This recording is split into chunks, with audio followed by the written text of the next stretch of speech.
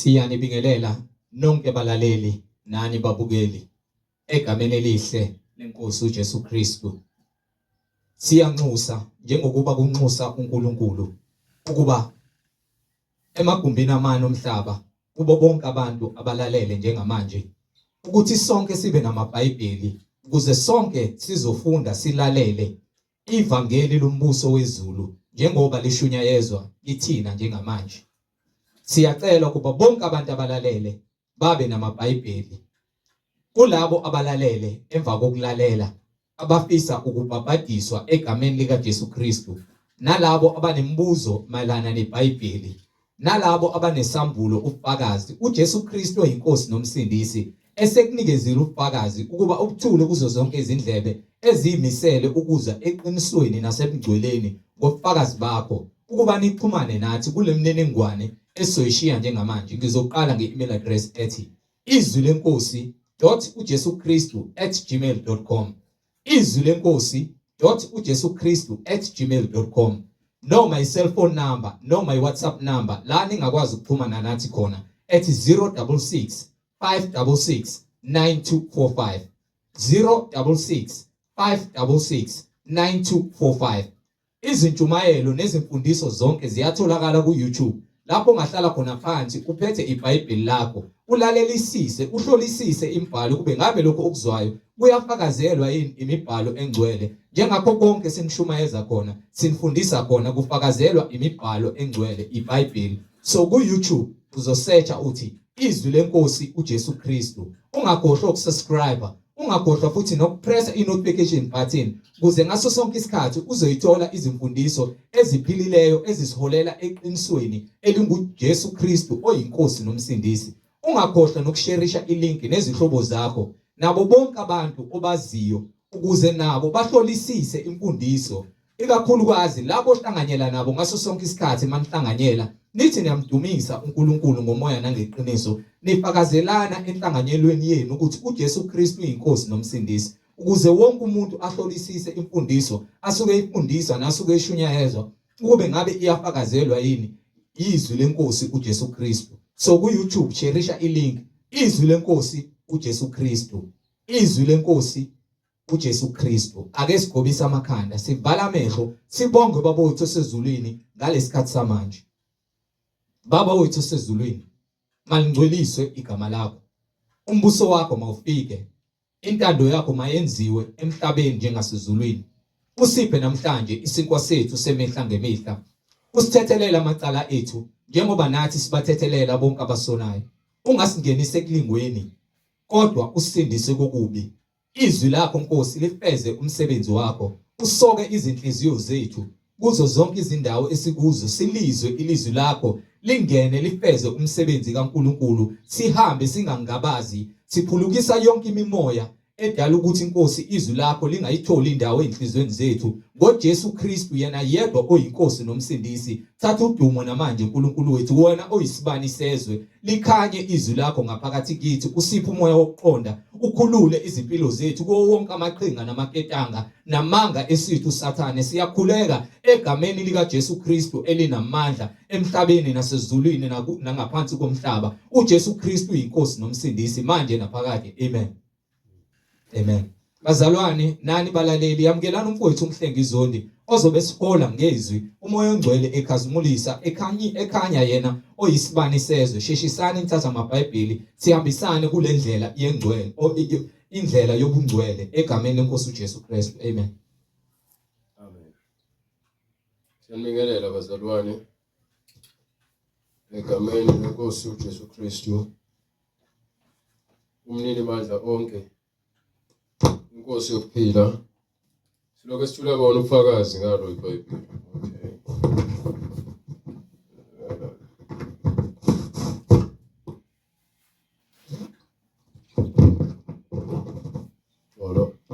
Silokho sithula bona ubufakazi ngalo iBhayibheli, incwadi engcwele, incwadi yokuphila, incwadi yeqiniso, incwadi ephefumulelwe umnini mandla onke, isiqalo nesiphetho, uAlpha noOmega, yena ongenasiqalo ongenasiphetho, kepha konke kukhona ngamandla akhe.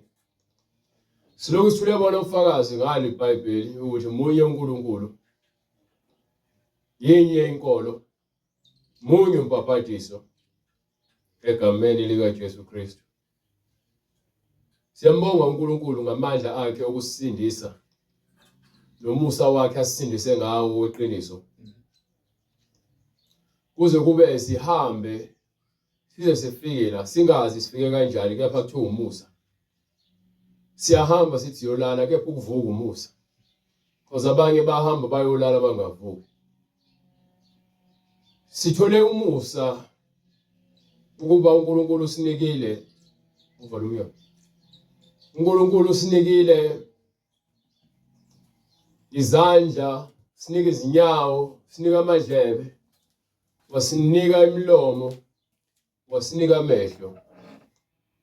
Ukuba sikwazi ukumbonga ngemisebenzi yezandla zethu, ukuba sikwazi ukumdumisa ngemilomo yethu, ukuba sikwazi ukuzwa okuyintando yakhe, ukuba sikwazi ukuthi siqonde ukuba khona abantu abangakwazi ukukhuluma, bakwazi ukumdumisa uNkulunkulu, bayafisa ukumdumisa kepha baphiwanga ukukhuluma. Khona abantu abangezwa, bayafisa ukumuzwa uNkulunkulu. Khona abantu abangaboni, bayafisa ukubona amandla kaNkulunkulu.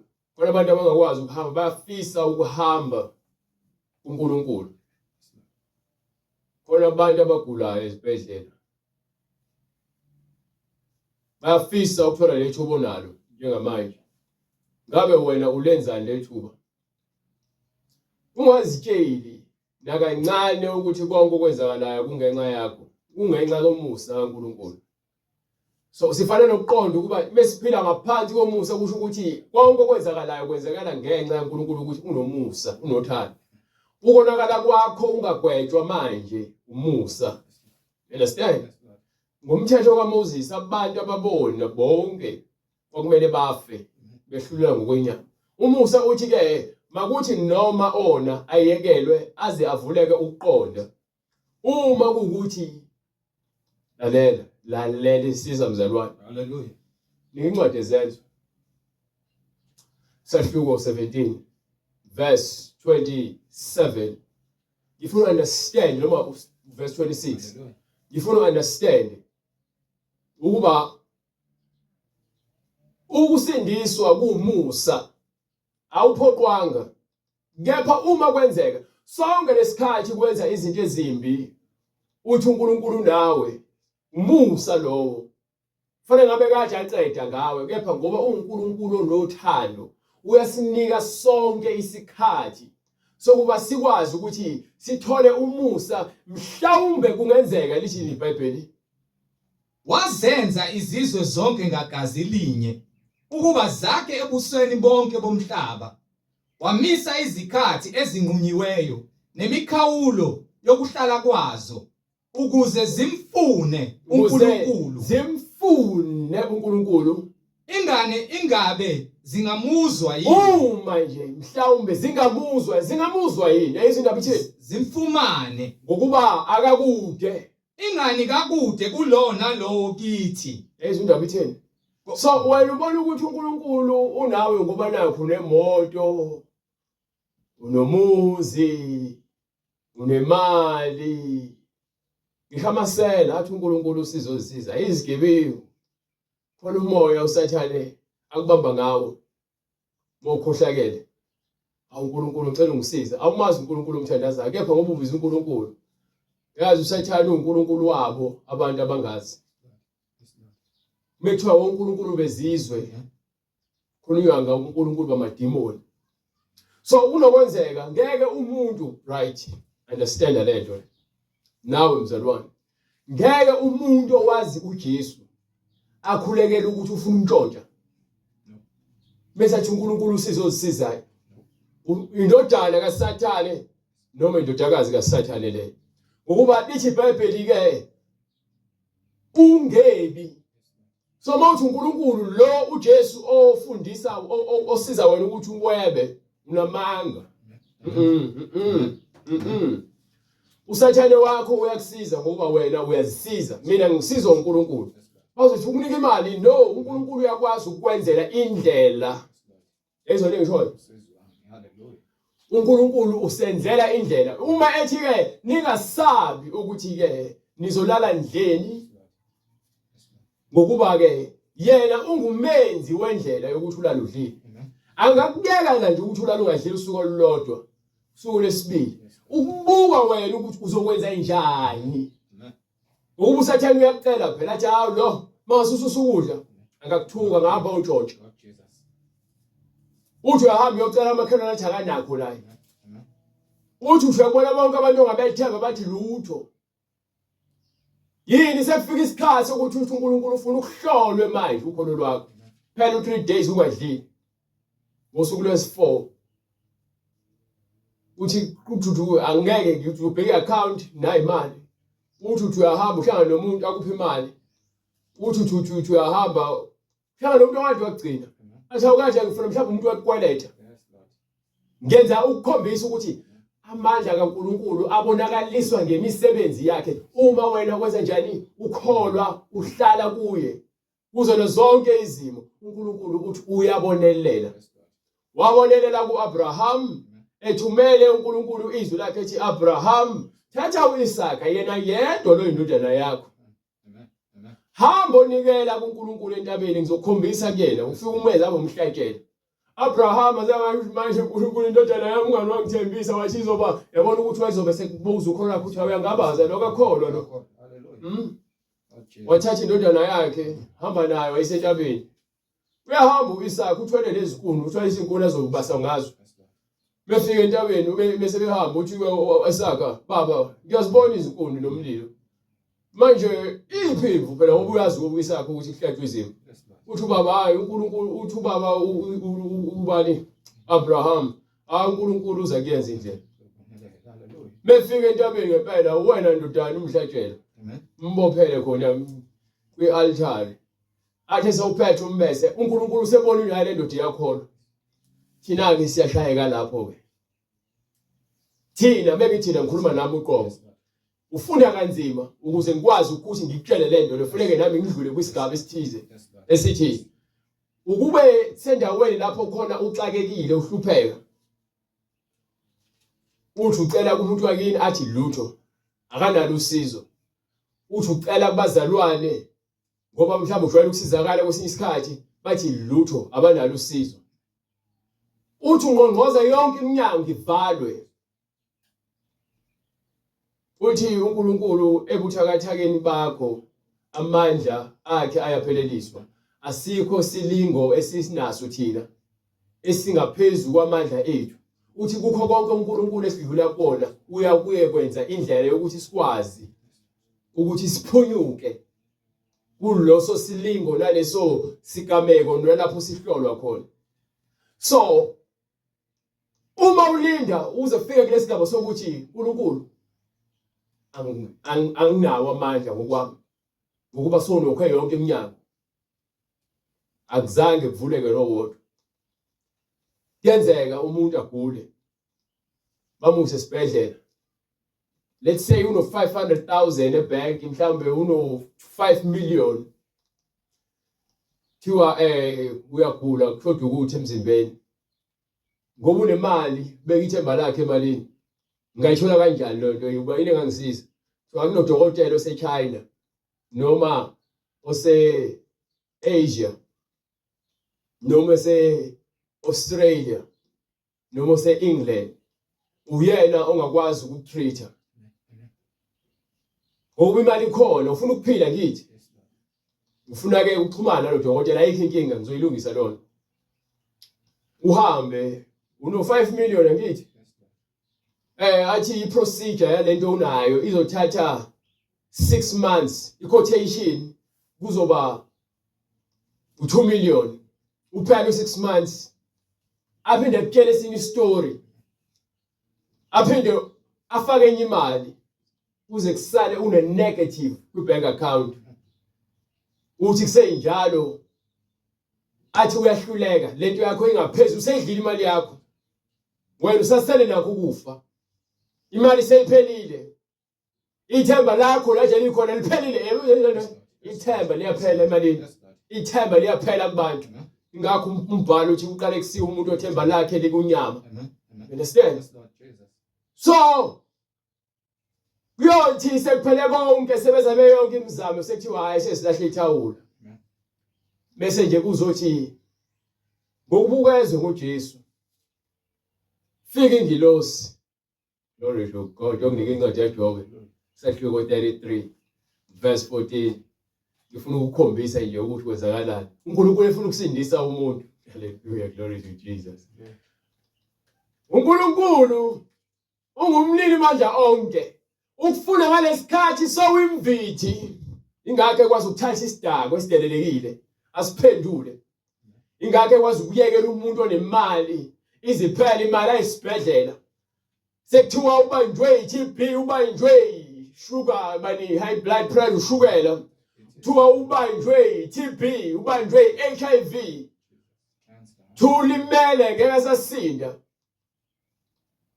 ulele kwikhoma akusekho kusinda bonke abantu nje bethenjiwe odokotela sebehlulekile uJesu ubizile ngoba akazi uzwe kade umiswe emgaqweni kuthiwa hayi bona amukela uJesu woze esontweni uzolalela uJesu ubhizi yini engayifuna uJesu nakho konke uJesu akuyekelele uzungene engozini ungene ekufeni uphuza utshwala buze kucishe kukubulale hamba esibhedlela udle ngamapayipi uthi uyakudla ukudla kuphume ngezansi imali yakhe ihleze ebank manje ulele esibhedlela ayisakusizi ngalutho ukudla okukuthanda kusadleki inyama seyisondele kumathambo sobambekile ukwazi ngisho ukwenzani imali ihleli yakubuka abanye khona nesitithini babhizi bathi uzofanele sithole le mali yazi sekumele vele nje noma kukhulunywa imishini lo noma uNkulunkulu avele amdedele awuNkulunkulu akanandaba le mali yakho uNkulunkulu akanandaba nangabantu bathini ufuna ukukhazimula kwena nalempakamo nayo ukuthi yena egcineni uyena uphethe izahluthulelo mevula umnyango akekho ozovala mewuvalile akekho ozovula mevala umnyango ukuthi ulaphewe abantu uyena kuphela ozovula umnyango ukuthi ulahlwe nguye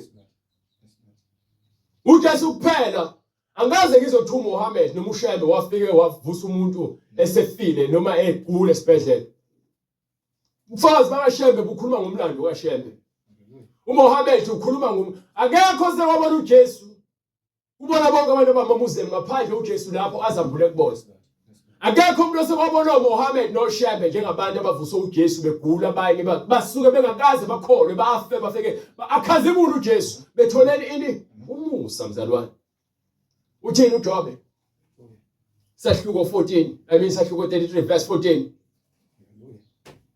ngokuba uNkulunkulu ukhuluma kanye uNkulunkulu ukhuluma kanye yebo nakabili nakabele umuntu engakunaki umuntu enganaki ephusheni uthi uNkulunkulu ulele ephusheni nasembonweni lapho khona ukhupha khona wasebusuku umoya lapho abantu behlelwe ngubuthongo ngesikhathi obunzima ufonqa bozele emacansini usulele embhedeni wakho khona uyavula izindlebe zabantu uNkulunkulu uyafika ngombono azovula nje akushiye nento ozozibuza isho ukuthini lento le ungayazi why ngiphupha lento le wayenza kuFaro wayenza kuNebukadnezar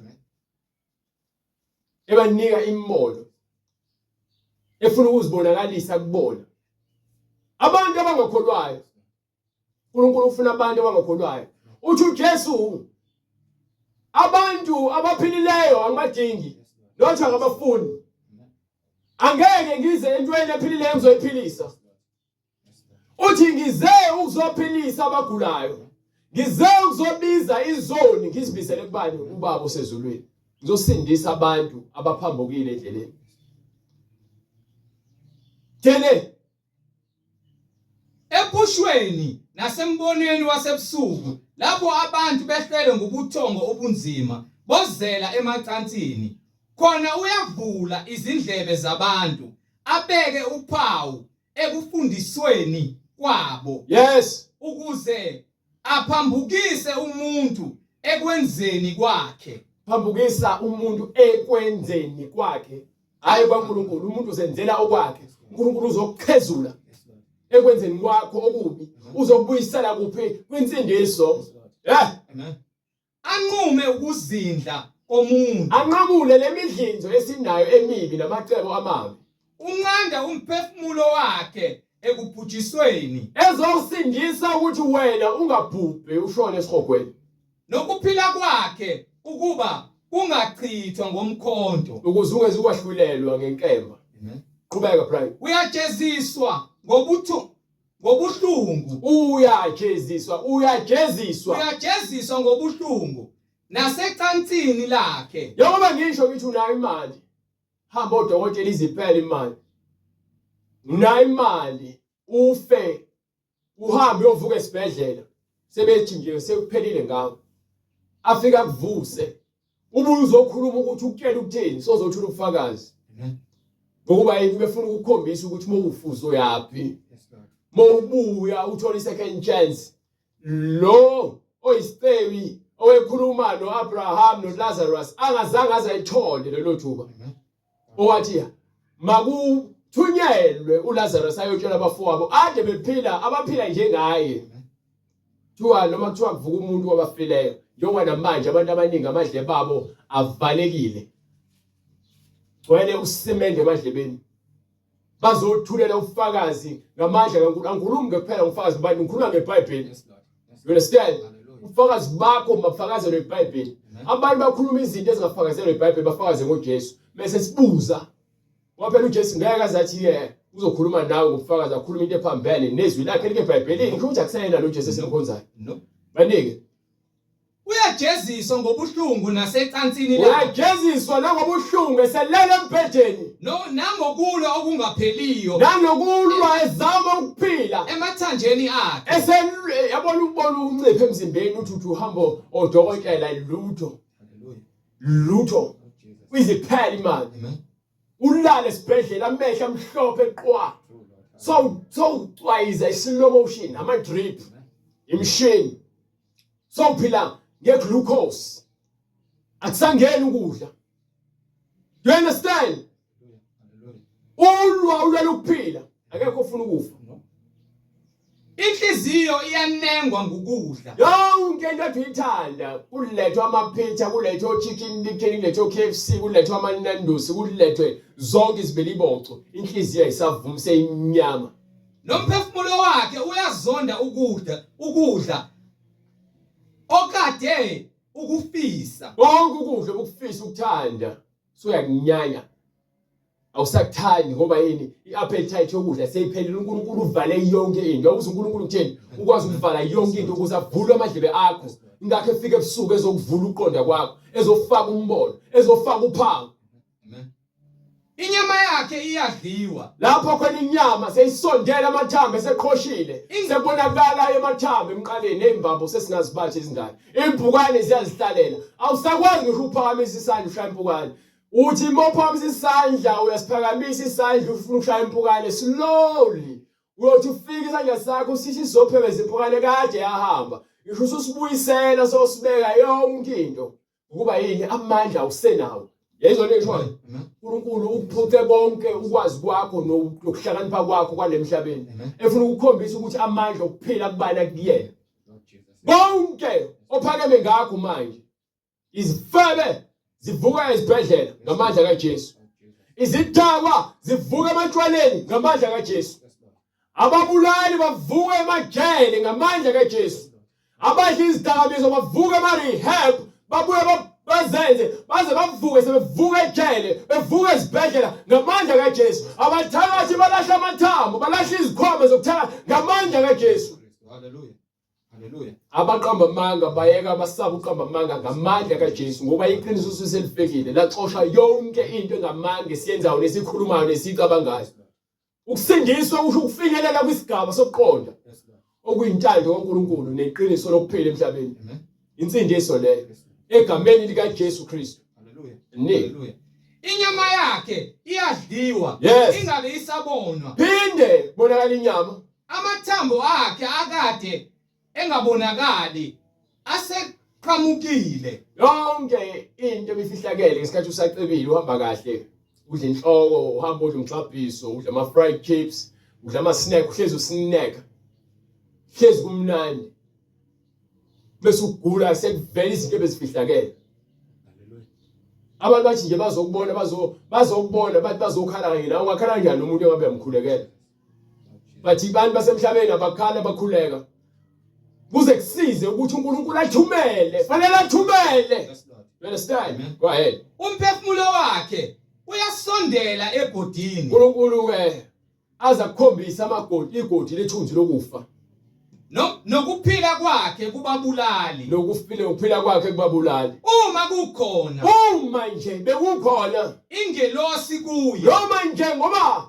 othunyiweyo nehumusha nozofike azo ulandisa akuhumushele noma yiliphi ekulunga enkulungwaneni noma nje kuthiwa bekufike umuntu kubantu abayizinkulungwane oyedwa nje bezafika akutshele ngoJesu akutshele ngempilo yobungcwele akwambulele iqiniso because abantu bafika bezokukhalisa beqambela amanga ingakho bekulethela into ezimnandi bengakuletheli amazwi okuphila abantu basemhlabeni uthi ugula bafuna ukukunesa bacathi impilo isekudleni impilo iseqinisweni bangafika nakho ukudla ufe khona ukudla kukhona njengoba ufa kukhona imali yakho ugula ikhona imali yakho njengoba nilimala izikhona imali zenu ngisho ngahlabela amadimoni nizofa egcineni Jesus. ithi ufakazi okuncane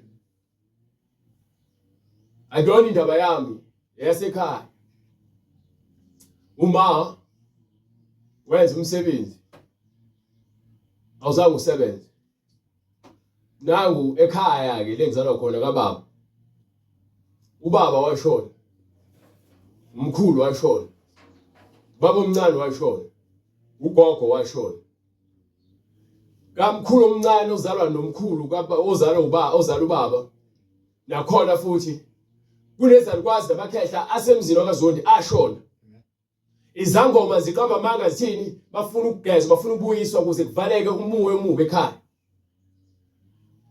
baba omncane oyiwele nomunye wafuna ukwenza umsebenzi ngoba nakuya afford wawenza umsebenzi waphelela emva kwalokho kwagula yena wafa ethi uvela ukufa Jesu Kristu inkosi. ngifuna ungitsheleke amandla amadimoni nawe nohlabela uthi akuphi nohlabela ukuthi anibulale kanti ukuphila kwakho kukubantu abangasekho yini nifunani kwabafileyo ngabaphilayo na Hallelujah. phendula lo mbuzo mebefile bona benamandla ukuphila bekumele bavimbe ukufa bephila Yes, Lord. Yes, Lord. njengoba sebefile khombisa kona ukuthi wonke umuntu umefa kanamandla ngithi le emhlabeni nginika incwadi yaDeuteronomy Hallelujah. sahluko 32 ngifuna from verse 39 ngifuna ukutshela ukuthi ubani okunguye kuphela le emhlabeni akekho umuntu onamandla ekuphileni kwakhe akekho umuntu onamandla okuvimba ukufa akekho umuntu onamandla okuvimba ukugula lokuvimba into ezokwenzeka kuwena ngaphandle komuntu oyedwa okuvikelayo umusa wakhe ukuthi wena uphunyukile ekufeni uphunyukile ngoba usakunikile isikhathi usazoqhubeka ulizwe lezwi likaJesu kepha uzoqhubeka uphike inkani ngenxa yokuthi inhliziyo yakhe ikhona kepha lemhlabeni amadimoni nabakile abangasekho nezangoma nabenzi bemlingo ngisho uShebe wafa akaze avuka ethuneni uMohammed wafa akaze avuka ethuneni uyedwa umuntu wanqoba ithuna lona ke nimnyanyayo nenimnqabayo uthini yena bonani manje bonani manje ukuthi mina yebo usho mina yena uthi yena nginguye uthi unguye akakho uNkulunkulu akekho ngaphandle kwami uNkulunkulu akadali ungahlaba izimbuzi uhlaba izinkomo uhlabe uthi ufuna ukuvala imikhokho emibi uvula izinhlanhla ubiza abangasekho ubambathisa ubagqokisa ubageza ubafaka ekhaya umosha isikhathi sakho ngokuba labo bantu bafile isabelo sabo sikuphi isihogo noma iparadise iparadise ingena abangcwele abangazange bafake iziphandle emhlabeni abantu bezifaka iziphandle abazikhumula abangazange bahlabela abantu abangasekho abangazange babize uNkulunkulu abanye uyakuthi kuba babiza lo kuphela. Amen. uyakuthi kuba baphi onkulunkulu babo idwala ababephephela kulo Egcineni kwakho konke sobuzwa lapha yana sokuthiwa bapho uNkulunkulu bakho ufunani phezu kwegwele. Amen. ababedla amanoni emihlatshelo yabo Lanje lihlaba izilwane lapha emsamo nibeka imhlwehlwe nishisa impepho. beliphuza Hlala imhlwehlwe ngoba kusekishini kushunqa intuthi zibe mnyama. beliphuza iwayini lomnikelo wabo Ngithenga utshwala ogoloko nobhiya ngaya isiZulu nomqombothi. Amen. Nithi nenzela abantu abadala. Nithi funeke badle inyama nithathe nibeke emsamo. Akhona yedwa ofika adle. Bese nithathe lo nyama leyo niyoyinika abantu. Nithi ke inyama yabantu abadala. Yayizona nto leyo. Hallelujah. Amanga inkohliso ukhohlakala mekuthi bayadla phela abazidlela ngifuna ukunderstand ukuthi uthini uNkulunkulu akakazasho ukuthi ke abahlabe babeka inyama bayidle lapha uzoyidla yena No. No. uyakutshela ukuthi thatha indawo engumhlwehle ethize lapha ya Yes, Lord. Yes, Lord. wenze kanje uyishise iza kuba yiphunga elimnandi kimina akazi uzathi kwincwadi yabahubo umhlaba wami ukuba bengifuna ukuzidala bengengitshela wena bengizohamba ngothatha into engifuna ukidla ngidle. Yes, Lord. Yes, Lord. So lezi zinto abantshela zokuthi abazenze wayebagcinisa umthetho bafundisa umthetho ukuthi nayi indlela engifuna ni-understande ngayo umthetho wami ngokuba nina nizoni ngifuna ukunifundisa ukulalela nokuthi mina ngazi konke. uNkulunkulu akadli, uNkulunkulu akaphuzi, uNkulunkulu akozeli akalali akakhathali Yes, Lord. ungukuphila. Yes, Lord. Jesus. Amehlaka wavaleka kacwayizi Amen. Amen. ngaso sonke isikhathi uyezwa uyabona imphefumulo uthi yonke ingeyakhe Yes, Lord. ayikho into efihlakele phambi kwakhe. So umuntu onjalo ngamthini oNkulunkulu bake bathulele uNkulunkulu beni bonke nibakhonzayo bese lithi nizozonda mina noma nizozonda amaKristu ngoba simtshela iqiniso Jesus. nikhonza amadimoni. Yes, Lord. Ninabantu abakhonza amadlozi ninabantu nithi ngicela amasiko ogogo nokhokho nikhonza amadimoni. Ngifuna ukukutshela nangale iBhayibheli khona uyokwazi ukuthi konke ngikhulume ngalo iBhayibheli uthi ke qedela lencwadi le Amen. mabavuke banisize uthatha balo ufesibalo Verse 38. Going to 39. shayisha ke bright mabavuke banisize babe yisivikelo senu bona bona bavuke Amen. kubayalala Amen. kumele bavuke. banisize babe yisivikelo senu So manje uzoyivusa kanjani ungakwazi ukuzivusa wena? bona Ulele esonweni ulele kumnyameni ulele emaqandeni bonani manje bonani ukuthi manje mina- ukuthi mina yebo mina yebo mina nginguye nginguye akakho Akekho. uNkulunkulu ngaphandle amunye kwami. uNkulunkulu ngaphandle kwalo. mina ngiyabulala Uthi yena wenza njani? mina ngiyabulala Uyena kuphela onamandla okuthatha ukuphila lemhlabeni. bese ngiphilisa Uyena futhi onamandla okunika ukuphila lemhlabeni. ngilimaze Uyena futhi okwazi ukuthi avumele ukuthi ulimale. kepha Aphinde ngiyakupholisa futhi akunika amandla okuphola umzimba wakho lalela. Uyabona umzimba wakho ukutshela. Yabona nje isikhathi uphola ungayidla imishanguzo. Imishanguzo idambisa izinhlungu. Amen. But ukuphola kuqhamuka kubani? Ngokuba umzimba lo kuwona wabani? uNkulunkulu. Ngifuna ukucacisela ukuthi uNkulunkulu uyakwazi ukukunikela ukuthi umzimba wakho ubone uphile. Indoda eyinkosi Hallelujah. uHerod owaziphakamisa uNkulunkulu wamenza wadliwa izimpethe ephila. Bakhona abantu engeke ngababona nengibaziyo. Abathoba nezifo zoshukela baze banqanyule ngoba izilonda zabo azipholi bazama yonke into. Ziloke ziphihlika ubomvu ziphuma impethu. Khona abantu abagula bengazi baphethwe yini. Ahamba odokotela kuze kufike isigaba sokuthi kufike uJesu kuyena azothi ngiyakuthinta ngesami isandla sowuphilile. Aphile. Ngoba ubani omlaphile umoya. Into lapha abantu umoya. You understand? Yes, Lord. Njengoba ukhula ukhuliswa umoya. Amen. Ngizwisise ngiyakuphindela futhi. Awukhuli ngokudla. No. No. Ukudla kugcwalisa umzimba ngezidingo zomzimba ukuthi uphile.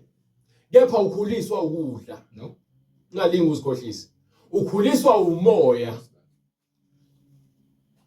Ezo ngishoyo. Ayikona iscience le. Ayikona into engiyele esikoleni. Ngiyakutshela mina. Lithi iBhayibheli into ephilisayo yini? Moya.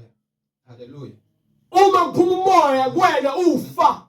uyaqhubeka yini ukhule uyaqhubeka udle Yeah, my sis daughter. so manje wenze kanjani sokufile kuthi uhlatshelwe izilwane kuthi wafanele kudle sihlabela abantu abadala nibeke izinemfu namakhandlela noswiti nezinkukhu nithi ke niphakela abantu abadala niphakela amadimoni Yes, Lord. anginika Jesus. incwadi yelutuzana yasokuqala seKorinte ngifuna umtshaji nimphakela amadimoni sahluko 10 sukela ku verse 20 ngifuna ukunikhombisa bonke abantu bakholwa uJesu bese babe bofaka iziphandla lezintambo ninikele izinto egameni labantu abangasekho niphakela amadimoni Yes, Lord. nihlabela amadimoni Hallelujah. Kodwa ngithi lokhu okuhlatshwa ngabezizwe lokho okuhlatshwa abantu abangakholwayo bakuhlabela amadimoni. bakuhlabela yini Amadimoni. ungitshela ukuthi hayi imfundiso leyo ezama ukuzosiguqula usiko lethu abantu abamnyama yona indlela lesixhumana ngayo noNkulunkulu ngabantu abangasekho udlala ngesikhathi sakho uvalo usathane wakufaka umoya okuhlangene okusangana kanye nokuphuphutheka Yes, Lord. wesiphuphuteka siphuphuthe In Jesus' name. Hallelujah. hayi inceke ngicenga ngamandla khohlwa soze futhi ngeke ngize ngixolise ukukutshela nje into engitshela yona Iqiniso. Hallelujah. uma ngitshela umfana ezezintombazana ukuthi umfana ngingaxolisa kanjani ngikuqela usathane ngithi ngiyaxolisanga bengekho offendile no Amen. wistabane wrong Amen. phambi koNkulunkulu uNkulunkulu akavumi ukuthi umfana nomnye umfana kanjalo akavumi ukuthi umuntu ahlabele emadimoni Hallelujah. Hallelujah. wisdakwa wisifebe Yes, Lord. uyisela umqambi manga uyinodana kaSathane uyinodakazi kaSathane ngoba yini ufida umoya kaSathane ngezinto ezikhohlakala Amen. lokho nje kuyinto esishintshe Yes, Lord. hayi ungangijaji lithi iBhayibheli ungangijaji no ligama libhaliwe eBhayibhelini ukuthi isidakwa Yes, Lord. Bakuhlabela amadimoni. kubhalwe phansi eBhayibhelini isidakwa isifebe bekisifebe Amen. bekisidakwa Yes, Lord. bekiyisela Amen. bekumqambi manga Yes, Lord. yini ezongishintsha lapho Jesus. uJesu okumele ngishintshe angenze ngiphume kuloya moya Amen. bese kukhishwa le moya elimambile Yes, Lord. idimoni lamanga Amen. elikwenza uthande manga Yes, Lord. idimoni lobufebe Yes, Lord. mase ungasafebe emva kokuthola uJesu likhishiwe nalo dimoni Yes, Lord. In the name of Jesus. dimoni lokuthanda izinto zokufakela Amen. idimoni lokuthanda ukupenda izipho idimoni lokuthanda ukufaka amacici idimoni lokuthanda ukudla kakhulu Yes, Lord. idimoni likagwayi zonke lezi zinto bese uhlukene nazo emva kwakwazi uJesu ikhishiwe loyo moya uJesu hayi umhlengi Hallelujah.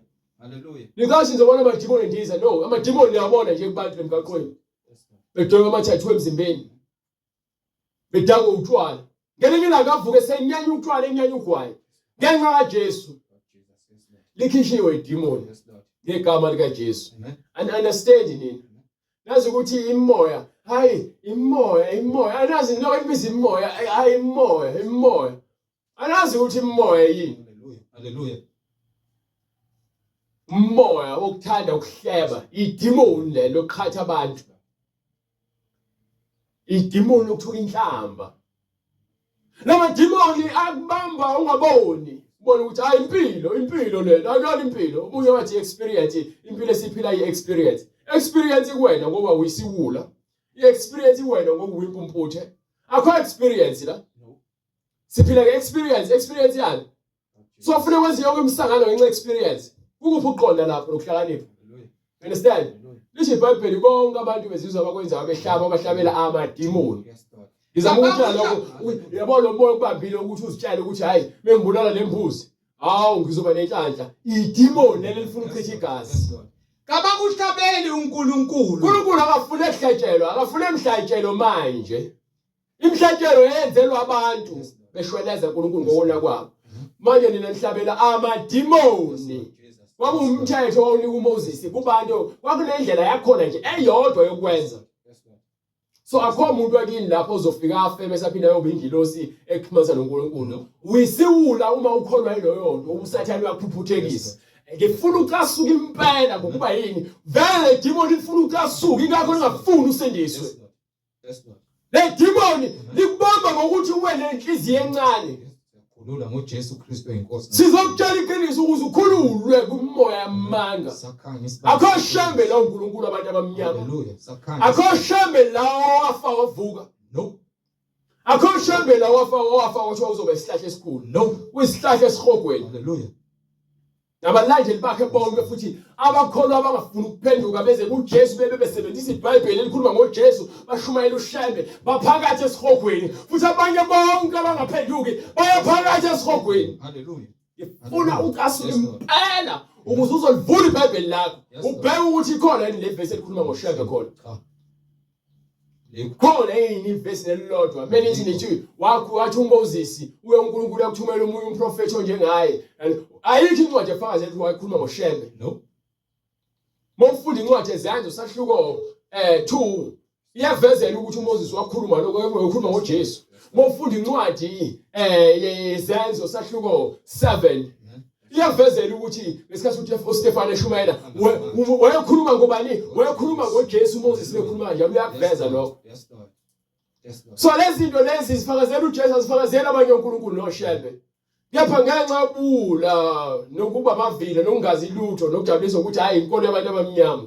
uJesu akayona inkolo yabantu abamnyama kuphela, akayona inkolo yabelungu kuphela, akayona inkolo yamaChina kuphela, akayona inkolo yamaJuda kuphela. Uyinkolo yabo bonke abantu abakholelwa iqiniso uNkulunkulu wenkazimulo. So noma ngabe thu unikela ini, unikelela amadimoni. uNkulunkulu uthi kwincwadi yezenzo sahluko 17 verse 26 ukuze uqonde ukuthi igazi leChina lefana negazi lami, igazi leNdiya lefana negazi lami. Lithini iBhayibheli? Wazenza izizwe zonke ngagazi linye. So wena mawuzobona ukuthi abelungu izinja, abelungu lokho, abantu abamnyama ilokho, amandiya ilokho, umuntu ufana nawe. Wena unomoya, unedimoni lenzondo lokuziphakamisa njengomuntu omnyama. Fana lento lethiwa Zulu man abantu abamnyama abangazulu hayi abahlaza kabi. Usehamba nalawo nto uyithwala ngekhanda. Mina ngumZulu mina. Ungangibhedeli mina.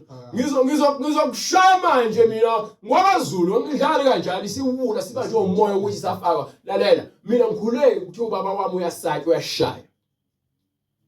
Mawucabanga loo nto ayizange izingene. Hallelujah. Yangimbamba isikhathi eside kutshela. Ukuthi ubaba uyashaya nami ufuna ngishaye phela. Ngoba nginomoya kaBaba ngifunze yayizwe indaba ithini? Ngifunze bani? Baba. Umoya lo ufana avahlaza lona ufunza ubaba wakhe nangempela uzosibona ngathi ufana ngoba ukuhlaza ngempela nawe uzoba kuhlaza kakhulu futhi. Hayi myekeni okamkhize abamkhize bayahlanya hayi abahlanyi Moya. watshelwa lo ukuthi hayi ubaba wakho uyahlanya ufunza ubaba wakho uhlanye ubaba wakhe akezwa lutho Akhola lambusi idimoni. lambamba idimoni ngoba vele imoyithelana kanjalo mhlawumbe aniqondi qaphela ukuthi abantu bathini emadlebeni akho. Yes Lord. Yes Lord. Hayi wakazondi bayasishaya isibhamu lapha. Hayi umuntu wazale ephethe isibhamu kodwa uzobushaya isibhamu. Akekho nje ingane yaphuma ephethe isibhamu esibelethweni. Ukuba kwenze kanjalo ngabe baphuma bephethe imbese ngabe sizalwa nawo amaBhayibheli. Jesus. Yes Lord. Umoya wenkohlisi ukwenza ukuthi wena uthi into oyitshela usumncane ukhule nayo uyibambe ukuthi hayi yona le. Ingakho nisahlabela amadimoni ngokuba wakhula kwenziwa kini. Mokuthi uyabukisisa ngokuqonda akunanzuzo. Lalela ngiyaphila ngomusa. Ngizotshela ngiphila ngomusa. Umusa uphila kwami. Angisebenzisi iziwasho, angisebenzisi izinsipho ezibusisiwe, angisebenzisi ivaselino so angifaki iziphandla. Angiye emsaba ngishisa impepho. Cha. Jesu inkosi. Msindisi. Wenza umsebenzi yazo ulalela. Wenza umsebenzi, kuthiwa wenza umsebenzi ukubuyisa abantu abadala. Ubageza. Bese uqedile. Le demon lamanga likule sangoma osambayo nomthandazi. Kufa ingane. Emva kokwenza umsebenzi uJesu ayimpumelelo ngihlabele yonke into ade beyifuna. Bese uhambe uthi hayi nayi sekufa ingane. Athi hayi. Khona lo onomoya lapha kini. Lo azange unenkani. Chithile wonke umsebenzi. So manje nomsebenzi wonke lo lapho ube into engekho nje ngenxa umuntu oyedwa. You understand ukuthi amadimoni and driver anishayele ukuthi lezi imsangano. Xa bephansi manje uhamba ngokela abantu enginenkinga. Kunesalo wasakithi esinenkani. Ngiyasola ukuthi isona lesi esithelela ingane yami ukuthi ibe nenkani. Idemon lelo. Amademoni ababulala abantu. Nihlula ukukholwa uJesu nje. Hayi amaxoli ufuza ubaba wakhe. No. Watshela ukuthi ufuza ubaba wakhe. Mase ahlala noJesu okutshela Jesu, "Thanda umakho wakho yokuthanda. Ungaphindiseli ukubi ngokubi." Hallelujah. Khona amakholwa asabanjwe nedemon longafuna ukuthethelela. Kepha yena uguqa zonke izinsuku. Haleluya Jesu ngicela ungithathelela. Ngiyacela uNkulunkulu usule izono zami. Nangu umuntu uphela okonile. Aha nje ave nginyanyisa lona. Angifuni ukumbona uvala umnyango. Oh nimtshayisa ngikho. Mzalwane kahleni bu. Ikholwa. Ngisho khona kaShembe eMaromini, maKatolika. Bayakholwa. Mase ukhuluma ungena ezweni ngempela. Uma uzokhuluma uthi hayi ngobizo lisho njalo nje athi hayi leya phela. Lapha lo muntu ubona lapho ukuthi sikhohlakala lesi sibheke ngokuthi siyakholwa. Uvika ngeBhayibheli niso ingakho uJesu ethi baqapheleni laba abafika begqoka izikhumba zemvu kepha ngaphakathi izinhlisi. Uthi niyakubona ngezithelo niyabona ngezenzo. Amen. Hallelujah. Ngeke ukuthi esihlahleni samapentshisi kuphuma ama-orange. Ngeke ukuthi esihlahleni sama-grapes kuphuma amahaphula. Soze. Ngaphandle-ke ukuthi uzothatha ibhodlela le-Coca-Cola ufake iSweet 8 umuntu bebuka ebhodleleni noma mhlambe leFanta ufake iSweet 8 noma iSquash noma iOros uzobuka sengazi ukuthi ngoba kusebhodleleni le drink lohlobo oluthize ungathatha ikani le-Coca-Cola noma le-energy drink ulifake ijuice ngaphandle ubona ini wena ubona iCoca-Cola noma unikani lejuice ngaphakathi ufica ini ubhubhudlo. Kunjalo-ke nabantu abacasha ngevangeli nabantu abacasha ngeBhayibheli ubona ngoba sewusondele seziveza ukuthi ubani yena. Hallelujah. Sekuyavela ukuthi hawu lo akuyona iCoca-Cola le hayi ngiyayazi iCoca-Cola ijuice le. Kanjalo-ke nabo bonke abantu abacasha ngeBhayibheli bese kumele bahlale phela okholweni bese bamphika uJesu. Sikebona bangabazenzisi ubonakala njengekhola kepha imisebenzi yokukhola iyamhlula. Lithi iBhayibheli masibe isibani sezwe makukhanye ukukhanya kwethu ukuze bonke abantu babone ukuthi thina sinoJesu. Kepha thina sikhanya ngama-uniform sikhanya ngama-status. Imisebenzi yokukholwa lutho. Ngitshele mina ngiyanitshela nje ngenzela ukuthi nonke nina abantu nithi niyakholwa ningakofinyelele ekutheni nikholwe ngale ndlela efuna uJesu. Nibuyele eBhayibhelini niyofuna indlela eright yokukhonza kuJesu. Lord Jesus. Amen.